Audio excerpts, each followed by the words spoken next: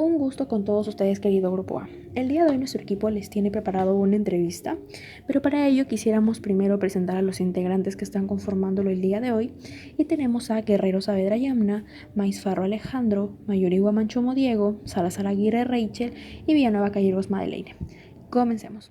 Ahora veremos la definición de macroeconomía, que se entiende que es una rama de estructura que estudia el comportamiento, capacidad de grandes agregados como el PBI, la tasa de desempleo, índice de precios, y busca entender y explicar la economía en su conjunto y prever de crisis económicas. ¿Para qué sirve la macroeconomía? La macroeconomía es útil para definir los objetivos económicos de un país. La política económica es la herramienta que tienen los gobiernos para alcanzar esos objetivos. Objetivos como, por ejemplo, conseguir la estabilidad en los precios, lograr el crecimiento económico, fomentar el empleo y mantener una balanza de pago sostenible y equilibrada. Asimismo, la macroeconomía es una de las ramas en que se divide la teoría económica. Estudia también la ley de la oferta y demanda desde un punto de vista agregado, es decir, la oferta agregada de bienes y servicios de un país y la demanda agregada como el consumo total de un país.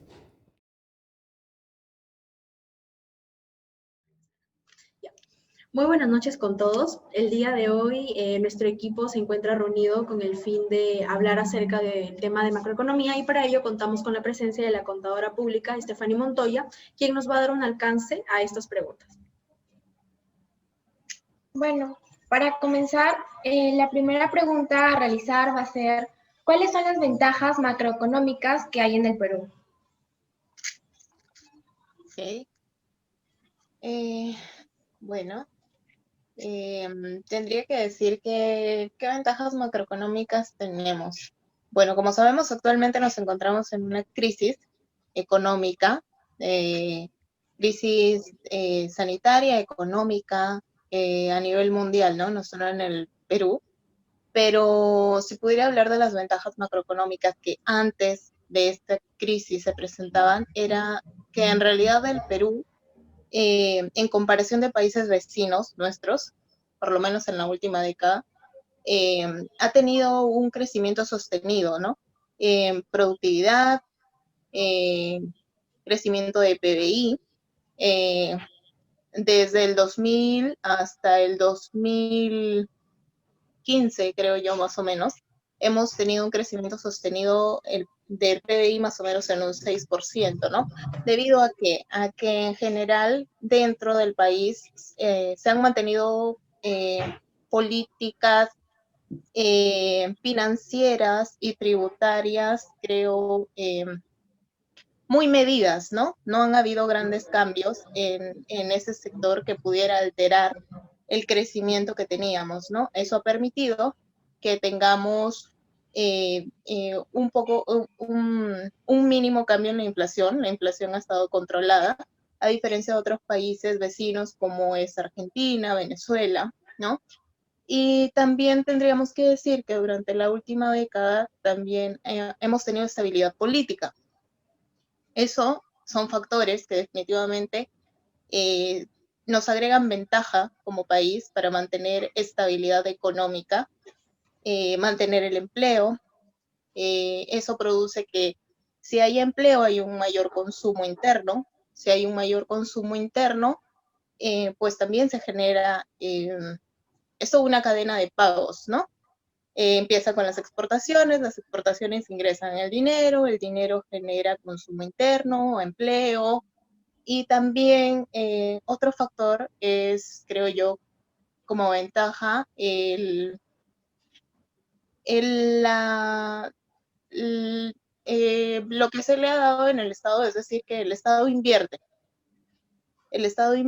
en obras públicas y esa inversión del Estado también genera empleo, ¿no? Entonces, creo que esas son ventajas que hemos mantenido como país antes de esta pandemia, ¿no?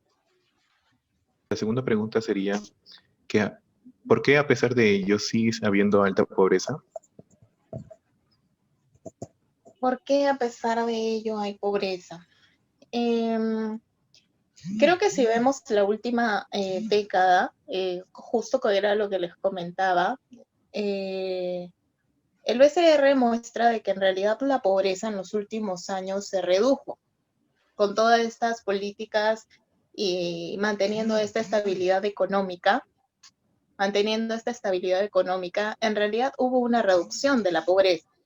Pero si hablamos de hoy en día, definitivamente creo que justo leí en un artículo que de los últimos 100 años, esta es nuestra peor crisis económica.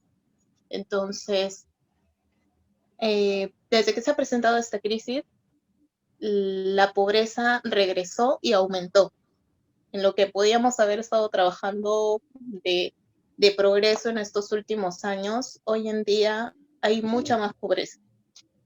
Y bueno, sin duda sí, se debe a una deficiente gestión en los últimos años del sector político, porque hoy en día hemos pasado por crisis políticas que han afectado este crecimiento económico. Por poco y no estamos llegando a crisis políticas como Venezuela, pero estábamos en ese rumbo. Entonces, creo que eso puede ser uno de los factores, la deficiente gestión política actual.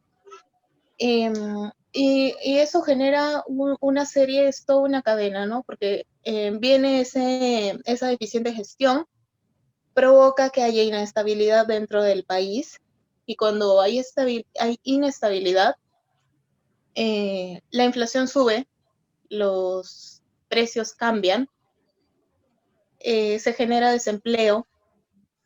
Por lo tanto, cuando la gente no tiene empleo, no consume, no hay consumo interno. Entonces, y como no solo somos nosotros los que estamos afectados, sino externamente, las personas que hacen negocios con el exterior, que son con los mercados, pues, ¿no? Que ya son mercados desarrollados, también se afectan las exportaciones y las importaciones, y definitivamente es toda esta cadena que nos ha llevado actualmente a tener deficiencias en cuanto al empleo y aumentar la pobreza, ¿no? Entonces, básicamente es eso, es una gestión deficiente de cómo se ha llevado en estos últimos años la economía y las decisiones políticas del país, sumado a la peor crisis en los últimos 100 años de salud, ¿no? Claro, buenas noches. La última pregunta es, ¿por qué a pesar de las ventajas que usted mencionó anteriormente, aún sigue existiendo la desigualdad? ¿Por qué sigue existiendo la desigualdad a pesar de que tenemos ventajas como país? Bueno, creo que es muy difícil hoy en día, y sobre todo en este país y con las circunstancias que tenemos, que una persona que está en extrema pobreza pase de esa categoría de extrema pobreza a, a, a pasar a tener un ingreso normal, ¿no? Un ingreso que sea un sustento significativo, ¿no? O por lo menos para que viva adecuadamente.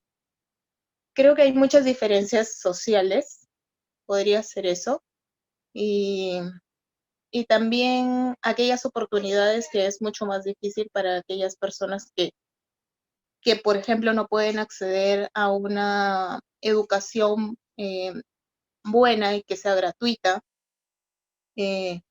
no pueden acceder a oportunidades laborales justo porque pues no tienen quizá viene de la educación, ¿no? No tienen los medios para poder acceder a una educación eh, que sea buena y que esté prácticamente pues que sea gratuita por parte del Estado. Entonces viene desde ahí, lo que produce que no puedan conseguir un buen empleo y que no puedan generar sustento para su familia, ¿no?